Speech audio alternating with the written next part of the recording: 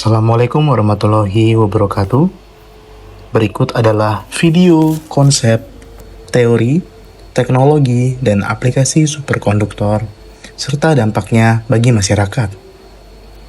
Dengan kode kelas FIS 5208, mata kuliah teknologi superkonduktor. Dengan dosen pengampu Bapak Dr. Muhammad Sontang Sihotang, SSI, MSI. Program studi Magister Fisika, Fakultas Matematika dan Ilmu Pengetahuan Alam, Universitas Sumatera Utara. Selamat menyaksikan video.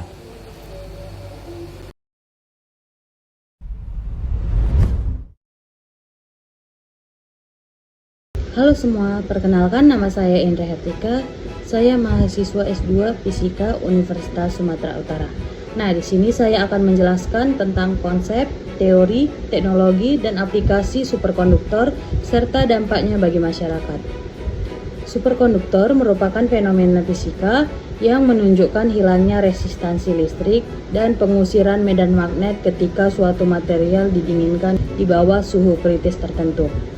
Sejak penemuannya oleh Haig-Kamerlingh Onnes pada tahun 1911, penelitian mengenai superkonduktor telah berkembang pesat dari aspek teori hingga teknologi aplikatif. Yang pertama ada pendahuluan. Perkembangan teknologi modern sangat bergantung pada efisiensi sistem energi dan kemampuan manipulasi medan elektromagnetik. Dalam konteks ini, superkonduktor menjadi salah satu fenomena fisika paling menarik ketika memungkinkan aliran arus listrik tanpa kehilangan energi akibat resistansinya.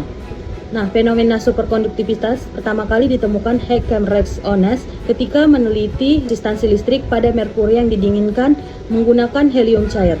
Ia menemukan bahwa pada suhu sekitar 4,2 Kelvin, resistansi listrik tiba-tiba hilang.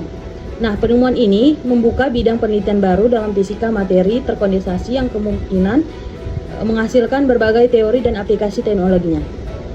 Yang kedua ada konsep dasar superkonduktivitas, di mana superkonduktivitas adalah kondisi fisik suatu material yang memiliki dua sifat utama. Yang pertama ada resistansi nol, di mana pada keadaan superkonduktor, arus listrik dapat mengalir tanpa kehilangan energi. Secara matematis, R sama dengan nol, di mana akibatnya arus listrik dapat bertahan sangat lama tanpa sumber energi tambahan. Yang kedua ada efek Meissner. Efek Meissner adalah pengusiran medan magnet dari dalam material superkonduktor yang dikenal sebagai Meissner Effect. Efek ini ditemukan oleh Walter Meissner dan Robert Oskap pada tahun 1933. Efek Meissner menyebabkan medan magnet tidak dapat menembus material superkonduktor. Yang ketiga ada teori superkonduktivitas. Yang pertama ada teori BCS. Penjelasan mikroskopis superkonduktivitas pertama kali diberikan melalui teori yang dikembangkan oleh yang pertama ada John Barden, yang kedua ada Leon Covert, dan ketiga ada Robert Schreiber. Teori ini dikenal sebagai BCS teori. Dalam teori BCS, elektron dalam suatu material dapat membentuk pasangan yang disebut cover fire atau tags. Pasangan elektron ini bergerak melalui kisi kristal tanpa hambatan. Yang kedua ada mekanisme cover fire, di mana elektron biasanya saling tolak-menolak dapat berpasangan melalui interaksi dengan getaran kisi kristal atau fonon, di mana pasangan elektron tersebut bergerak secara kolektif sehingga tidak mengalami hamburan energi. Yang ketiga ada superkonduktor suhu tinggi. Pada tahun 1986 ditemukan material superkonduktor suhu tinggi oleh yang pertama ada Johannes George Bednordt dan Carl Alexander Miller, di mana material berbasis keramik chytride mampu menjadi superkonduktor pada suhu jauh lebih tinggi dibandingkan logam konvensional. Penemuan ini memperluas potensi aplikasi teknologi superkonduktor. Sekian dari materi saya, akan dilanjutkan teman saya. Perkenalkan, nama saya Juniantina Baban dengan NIM 257026002. Di sini saya akan melanjutkan penjelasan pada bagian yang keempat, yaitu jenis superkonduktor. Yang pertama, jenis superkonduktor tipe 1. Ciri-cirinya medan magnet kritis rendah, efek Meissner sempurna, dan biasanya merupakan logam murni. Contohnya merkuri, timah, dan aluminium. Yang kedua, superkonduktor tipe 2. Memiliki dua medan kritis magnetik dan dapat mempertahankan superkonduktivitas pada medan magnet kuat. Material ini dapat digunakan dalam teknologi modern seperti magnet superkuat, akselerator partikel. Yang kelima, teknologi berbasis superkonduktor. Superkonduktor telah digunakan dalam berbagai teknologi mutakhir.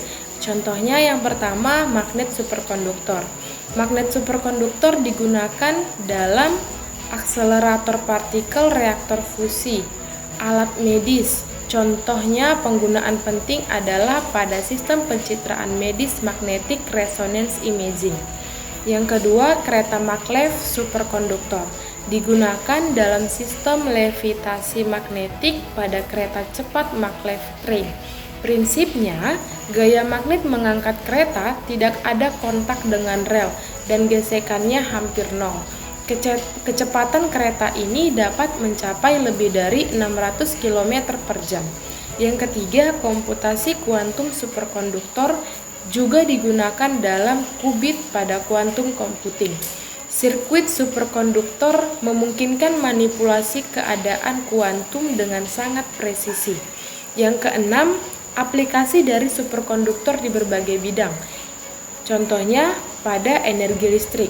Superkonduktor memungkinkan transmisi listrik tanpa kehilangan energi jaringan listrik ultra efisien. Yang kedua, contohnya pada kedokteran. Nah, dalam bidang medis digunakan pada MRI, sensor biomagnetik.